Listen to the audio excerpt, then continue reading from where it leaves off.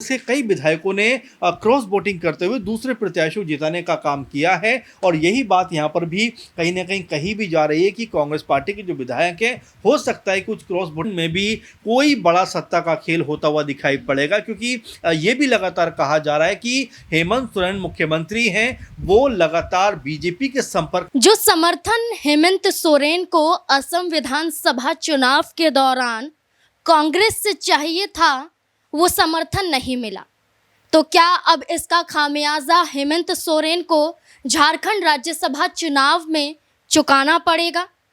क्या भारतीय जनता पार्टी को एक बड़ा मौका मिल जाएगा या बीजेपी झारखंड मुक्ति मोर्चा का समर्थन कर जाएगी? आखिरकार जो झामुमो गठबंधन झारखंड के अंदर जिस मजबूती के साथ मौजूद है, क्या वो गठबंधन टिक भी पाएगा या आगामी राज्यसभा चुनाव के दौरान इस गठबंधन में आई खटास इस गठबंधन को तोड़ देगा? दरअसल ऐसा क्यों कहा जा रहा है, इसके पीछे एक बड़ी वजह है। राज्यसभा का चुनाव 18 जून को होना है और इससे पहले नाम तैयार किए जा रहे हैं, लिस्ट निकाली जा रही है। झारखंड में 2 राज्यसभा की सीटों पर चुनाव है और ऐसे में झारखंड मुक्ति मोर्चा के जरिए अभी कोई नाम फाइनल नहीं किया गया है। कई नामों पर चर्चा है लेकिन कोई नाम फाइनल अब तक नहीं हुआ है। जब तक ये खबर आप तक पहुंच रही है अब तक तो नहीं हुआ है, लेकिन भारतीय जनता पार्टी की तरफ से भी कोई नाम आगे नहीं किया गया है।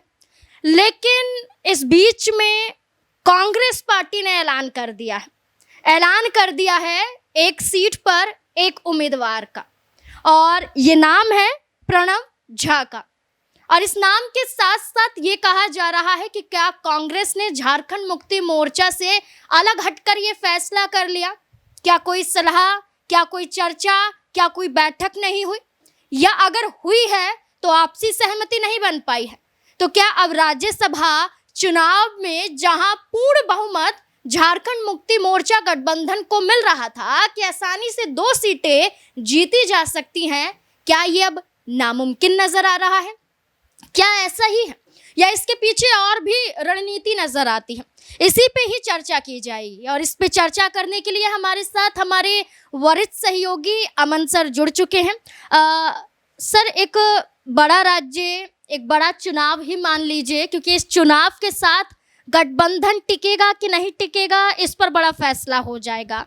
अभी बीजेपी ने नहीं यहाँ पर ऐलान किया, झारखंड मुक्ति मोर्चा ने ऐलान नहीं किया, कांग्रेस पार्टी ने अपने एक उम्मीदवार का ऐलान कर दिया। इससे आप क्या समझते हैं? देखिए, अब तक तो बातचीत चल रही थी कि किस तरह से कोई हल निकाला जाए, क्योंकि अगर आप देखेंगे बीजेपी के पास तो फिलहाल जो बहुमत के लिए सीटें चाहिए, जो विधायक चाहिए, उनके पास वो नहीं है। तो ऐसे में फिलहाल तो ऐसा देखा जा रहा है कि उन्होंने कोई नाम तो घोषित नहीं किया है, ना कोई ऐलान किया है। तो ऐसे में क्या ये मान लिया जाना चाहिए कि बीजेपी फिलहाल चुनाव में नहीं जाएगी? अगर बीजेपी नहीं जाती है फिर स्थिति क्या बनती हुई दिखाई पड़ेगी? क्योंकि सबसे जो अहम और मजबूत बात है वो क्या है कि यहाँ पर जेएमएम की जो खामोशी है वो कई तरह के सवाल जो पैदा करती हुई दिखाई पड़ती है। आपको याद होगा कुछ दिनों पहले ही कांग्रेस पार्टी के 2-3 नेता उनसे मुलाकात भी करते हैं, हेमंत सोरेन से, जो मुख्यमंत्री हैं। उनसे हेमंत सोरेन कहते हैं कि भाई अभी 3-4 दिन का वक्त दीजिए, मैं बताता हूं आपको। और ये तकरीबन 1 तारीख की बात थी और आज 5 तारीख में हम लोग बात करें, यानी कि वक्त भी निकल चुका है। लेकिन हेमंत सोरेन की तरफ से कोई चुप्पी नहीं तोड़ी गई है।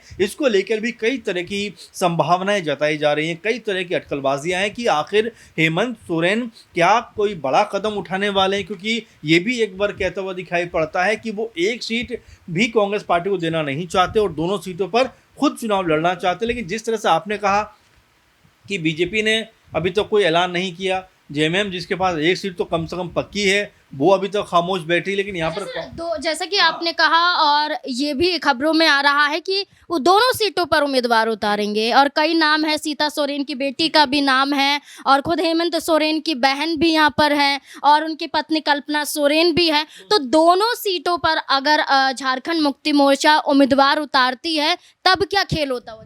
देखिए, कई तरह की बातें चल रही हैं क्योंकि नाज़मीन आप देखेंगे कि जो हेमंत सोरेन की खामोशी है, वो कई तरह के सवाल पैदा करती है क्योंकि आप देखेंगे कि अगर कोई फ़ैसला करना होता, अगर कोई बात होनी होती, तो अब तक जो हेमंत सोरेन उनको फ़ैसला कर लेना चाहिए था कि भई एक सीट पे आप लड़िए, एक सीट पे हम लड़ रहे हैं, मामला ख़त्म। लेकिन यहाँ पर जिस तरह से अगर सोरेन परिवार की ही बात करें तो आप देखेंगे कि खुद सबसे पहला नाम निकल कर सामने आता है हेमंत सोरेन की पत्नी कल्पना सोरेन का। उनका नाम लगातार निकल के आया कि भाई वो राज्यसभा जा सकती हैं। इसके अलावा आप देखेंगे जो लता सोरेन के छोटे भाई की पत्नी है, उनका नाम निकल कर सामने आता है। सीता सोरेन तक का नाम सामने आता है। अब उनकी जो भतीजी है जयश्री सोरेन, उनका नाम निकल कर सामने आता है। और बड़ी बात और अहम बात कि उनकी जो बड़ी बहन है अंजनी सोरेन, उनका नाम निकल कर सामने आता है। और बाकायदा उड़ीसा से बहुत सारे जो जेएमएम के कार्यकर्ता हैं वो रांची पहुंचते हैं, सीएम हेमंत सोरेन से मुलाकात करते हैं और ये दबाव बनाते हुए दिखाई पड़ते हैं कि भाई राज्यसभा के लिए अगर किसी नाम पे मोहर लगानी है तो वो अंजनी सोरेन है। तो कुल मिला जुलाकर 4-5 नाम तो खुद सोरेन परिवार के अंदर हैं, बाकी इक्का दुक्का और नामों पर भी चर्चा चल रही है। तो क्या दोनों सीटों पर इसलिए खामोशी है कि हेमंत सोरेन चाहते हैं कि भाई दोनों सीटों पर अपने प्रत्याशी उतारे जाएं? क्योंकि ये भी कहा जा रहा है कि असम चुनाव के बाद से जो जेएमएम है और कांग्रेस पार्टी दोनों के बीच में रिश्ते उतने बेहतर दिखाई नहीं पड़ते। उसके बाद फिर ये भी कहा जाता है कि क्या बीजेपी इसलिए खामोश है कि अगर जेएमएम दो सीटों पर अगर प्रत्याशी उतारती है तो कहीं उसको समर्थन ना बीजेपी की तरफ से दे दिया जाए, इसलिए खामोश है बीजेपी। क्योंकि अगर कांग्रेस पार्टी अपने हाथ खींचती है तो सपोर्ट करने के लिए बीजेपी सामने आ सकती है, क्योंकि उनके पास भी कम से कम 20 से 21 तो अपने विधायक हैं। और बाकी गुट की बात करें तो बीजेपी के पास में 24 हैं कुल मिला जुला कर देखा जाए, क्योंकि उसमें एलजेपीआर भी है, जेडीयू भी है, आजसू भी है और 24 का आंकड़ा बन जाता है। तो एक संभावना के तौर पर देखा जा रहा है कि हो सकता है बीजेपी जेएमएम के साथ में आकर खड़ी हो जाए। जैसे मैंने आपको पहले ही बताया कि कांग्रेस और जेएमएम के बीच के जो रिश्ते हैं वो बहुत मधुर दिखाई नहीं पड़ते हैं। ऐसे में जो दूसरी सीट को लेकर माथापच्ची है उसको लेकर तमाम तरह के कयास लग रहे हैं कि कांग्रेस पार्टी ने भले ही प्रणब झा के रूप में अपना प्रत्याशी उतार दिया हो, अनाउंसमेंट कर दिया गया हो, लेकिन उनके पास अब जो आंकड़ा है वो ये बताता है कि पूर्ण बहुमत तो है नहीं। कांग्रेस पार्टी के पास 16 हैं, जेएमएम के अगर 6 बचते हैं इस तरफ आते हैं तो ये आंकड़ा 22 हो जाता है। आरजेडी के 4 हैं, अगर वो शामिल होते हैं तो ये 26 हो जाता है। और भाकपा माले अगर साथ आते हैं यानी कि इस पूरे प्रोसेस में तो 2 उनके पास भी है तो 28 बन जाता है। लेकिन देखिए अहम बात क्या हो जाती है कि दूसरे दलों की बात तो हम कर रहे हैं, लेकिन कांग्रेस पार्टी के जो अंदर खाने में उनके जो लोग हैं क्या वो सपोर्ट में हैं? क्योंकि हमने कई दफ़ा देखा है नाज़मीन की कांग्रेस जीती हुई बाजियां भी हार जाती है। बिहार को आप देखें, आप हरियाणा को देखें, उड़ीसा में आपने देखा कि कांग्रेस के कई विधायकों ने क्रॉस वोटिंग करते हुए दूसरे प्रत्याशी को जिताने का काम किया है। और यही बात यहाँ पर भी कहीं ना कहीं कही भी जा रही है कि कांग्रेस पार्टी के जो विधायक हैं हो सकता है कुछ क्रॉस वोटिंग करते हुए दिखाई पड़ जाए अगर ये पूरे का पूरा माहौल बनता हुआ दिखाई पड़ता है। लेकिन अगर महागठबंधन का हालिया आंकड़ा देखें, मौजूदा आंकड़ा देखें तो बिल्कुल 56 सीटें उनके पास हैं और 2 जो राज्यसभा की सीटें वो जाते हुए दिखाई पड़ती हैं। लेकिन सबसे महत्वपूर्ण बात कि हेमंत सोरेन की जो चुप्पी है उसने कई तरह के सवाल पैदा किए हुए हैं।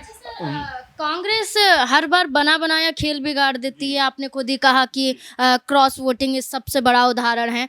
अगर असम में झारखंड मुक्ति मोर्चा का साथ मिल जाता तो अधिकतम सीटें वो जीत सकते थे, अगर नहीं भी जीतते तो बहुत बड़ा प्रभाव छोड़ सकते थे।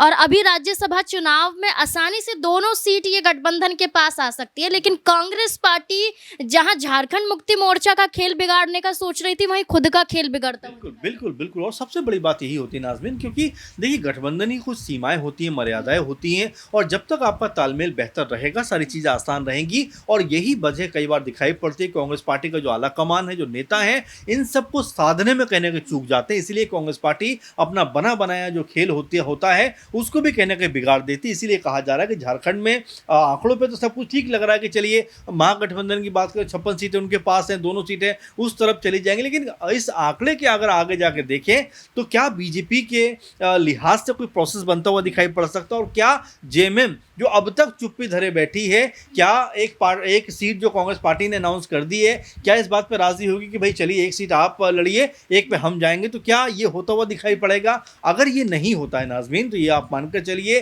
कि झारखंड में भी कोई बड़ा सत्ता का खेल होता हुआ दिखाई पड़ेगा। क्योंकि ये भी लगातार कहा जा रहा है कि हेमंत सोरेन मुख्यमंत्री हैं, वो लगातार बीजेपी के संपर्क में भी बताए जा रहे थे।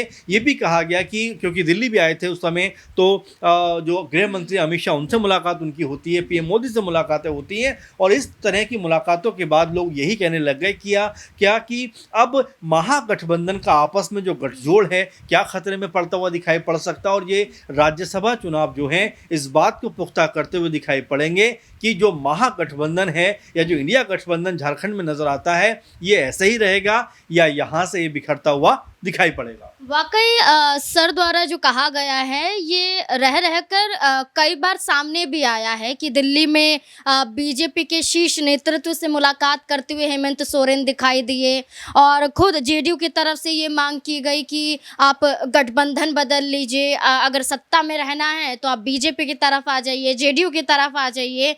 ऐसे कई ऑफर दिए जाते रहे हैं, और इस बीच में अब कांग्रेस पार्टी के जरिए सबसे पहले ऐलान कर देना उम्मीदवार का, ये कहीं ना कहीं बताता है कि गठबंधन में दरार है, और इस दरार को भरना है तो हेमंत सोरेन को अपने कदम पीछे खींचने पड़ेंगे, ना कि कांग्रेस को। और अगर हेमंत सोरेन अपने कदम पीछे खींचते हैं तो कांग्रेस को जो ये एक सीट मिली है ये आसानी से जीती जा सकती है, लेकिन अगर हेमंत सोरेन भी अड़ जाते हैं तो कांग्रेस का नुकसान भी होगा, गठबंधन भी टूटता हुआ दिखाई दे सकता है, और बीजेपी मौके पर चौका मारती हुई नजर आ सकती है। आपको क्या लगता है झारखंड में राज्यसभा चुनाव को लेकर? आप अपनी राय कमेंट सेक्शन में जरूर दें। धन्यवाद।